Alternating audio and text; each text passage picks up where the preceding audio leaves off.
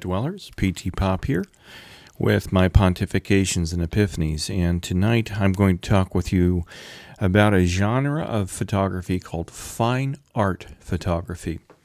And when I first got into photography, I heard about this fine art photography, and I'm like, what is this fine art photography thing? What is it? I'd never heard of it, I've heard of portraiture, commercial photography, and fashion photography, and everything else. And I think to define fine art photography, the first thing we got to do is define fine art. In fine art, based off of Wikipedia, my go-to source here for all that's knowledgeable,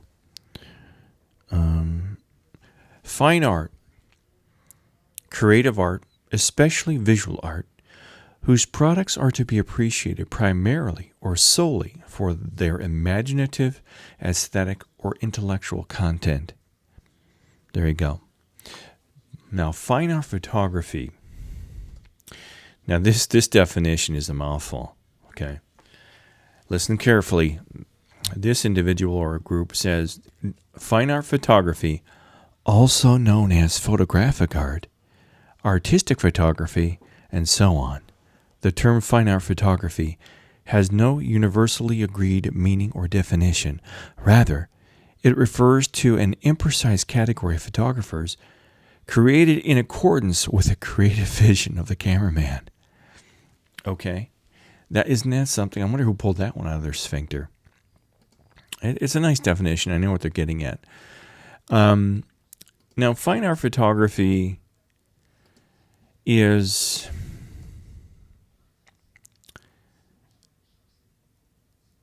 a type of photography that is completely separate from, but yet at the same time can be used in portraiture, it can be used in landscaping, it can be used in a variety of the other forms of photography. It can be used, there's fine art portraiture, there's fine art landscaping, there's fine art. They use some fine art stuff to create or prove a point in advertising. The basic idea, based off this definition here I'm getting from visualartscork.com, is that instead of merely capturing a realistic rendition of the subject, the photographer is aiming to produce a more personal, typically more evocative or atmospheric impression. Basically, my own definition of it is when you're creating a piece of fine art photography, I can only speak for myself. I can't tell you what other photographers think when they're doing this, and I can tell you how you should think. But when I see something, I immediately see something I know it's going to be a phenomenal thing to take a picture of as a fine art piece. Because in me, when I see this object or these things or these people in a certain way with a certain lighting, it evokes within me a certain feeling. And I know at that moment, oh my God, that'd be a great photograph. And for instance, I was walking down the street one day and I saw this steel square doorway to a water valve in the sidewalk. And the city of Cleveland is peppered with these things. Every sidewalk around Cuyahoga County has these things. But this one jumped out at me because the way the snow had fallen around it and the way the snow had started to melt and colors were showing. There's yellows, there's reds, there's oranges, there's blues. And the way the snow had kind of just gently caressed this word water, and the way the letters jumped out at me, I thought that was going to be a great picture. And this is an example of it here that I'm showing you right now. Of colors and contrast and textures, and I went, wow, it's just like I had this trip, the little flat piece of steel that said water on it were such a great contrast to one another. It just leaped out at me, and you know what, I've got to take a picture of this. For me to say to you, this is how you do fine art photography. It's kind of the jazz of photography, if you will. If you're a musician, you know that jazz is music, but most of us don't know how to play it. Jazz is like an entity in and of itself. Jazz is its own being. It's like an amoeba. It's like this weird form within the music world. It's not classical. It's not rock. It's not pop. It's not pop jazz. It's not jazz fusion. It's just jazz. And when you hear good jazz and you hear these guys playing, this is stuff that just kind of comes to life between the three or four, how many ever guys and gals are together playing. If you want to hear some really good jazz, listen to Wes Montgomery. He's a jazz guitarist. And that's the same thing with fine art photography. It's kind of a feeling. It's kind of a thing. It just kind of grows in you. It's kind of its own separate being and entity. And you know when you've got a talent for it because you start seeing things in this fine art vision. And that's all it speaks to you, and it kind of talks to you, and you talk to it, and you become one with it. It's the jazz of photography. You're shooting things and taking pictures of things that the traditional photographer would never see or look at. And I gave you the example of the water on a shut-off valve on the street. But, for instance, I was walking past an electrical box. We have these huge, they're like 2 feet high and 3 foot by 3 foot green electrical boxes that hold, I think, all the major electrical transition or junctions or whatever that connect us to the electrical power grid.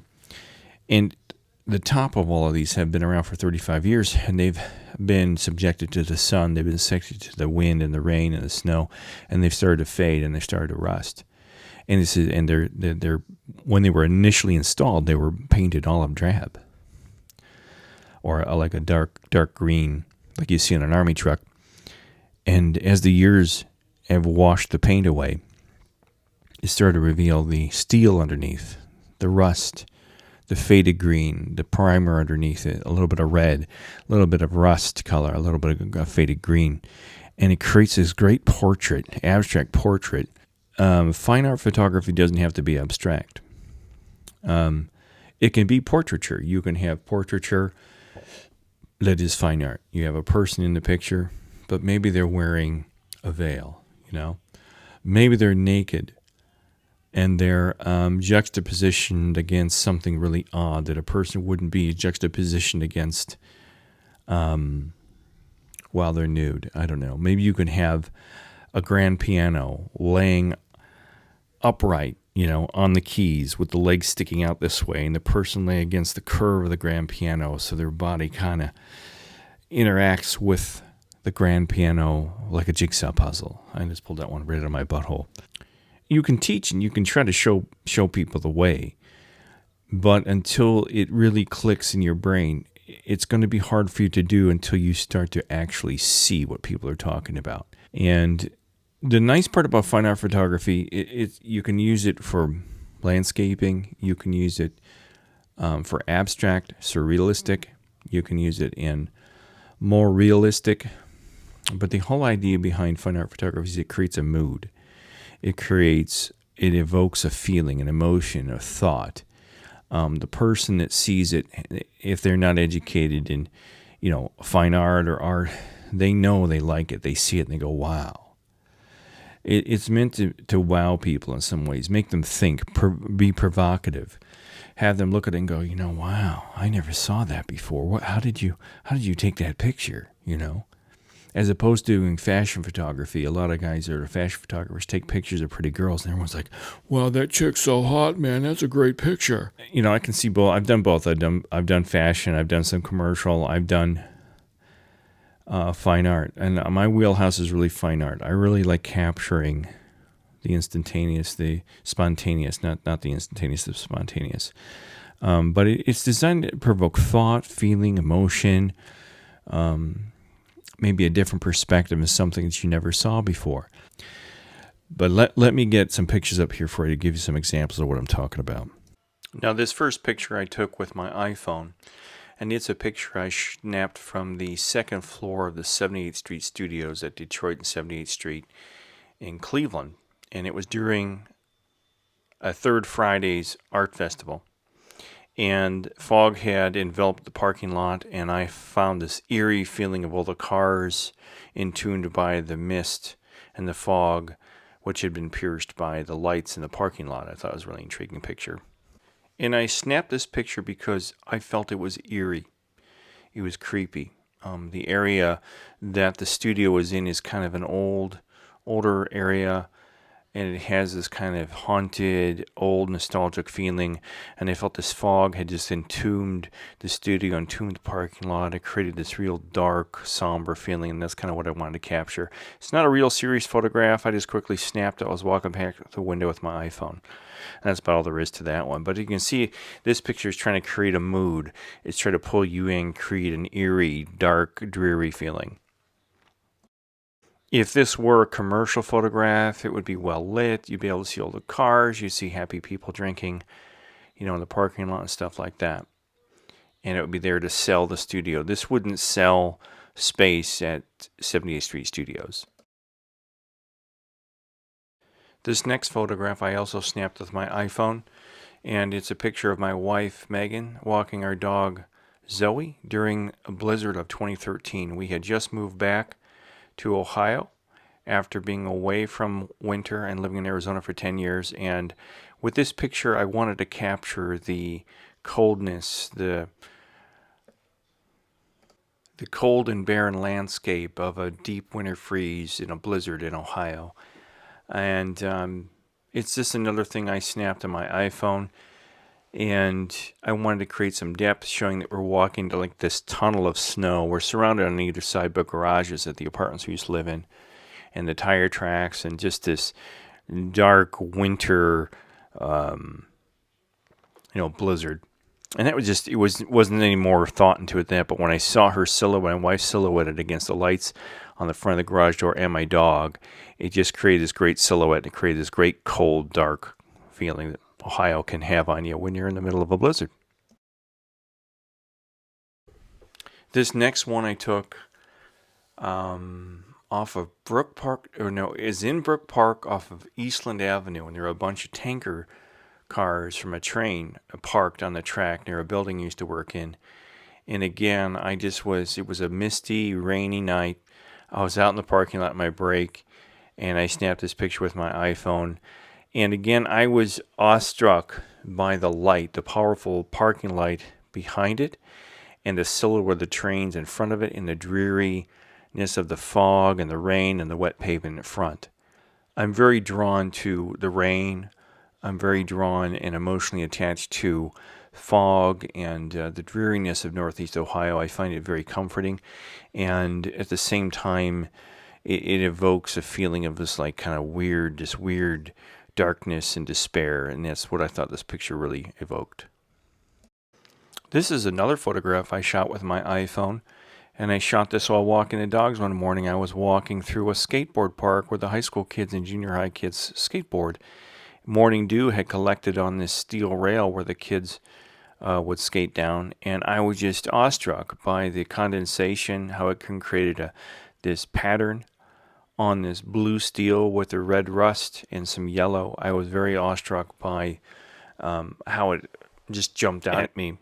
And the ridges that are carved into the steel, the pattern that the little scrapes in the steel make, the blue is just amazing. It was spur of the moment photograph, but it evokes a thoughtful thing.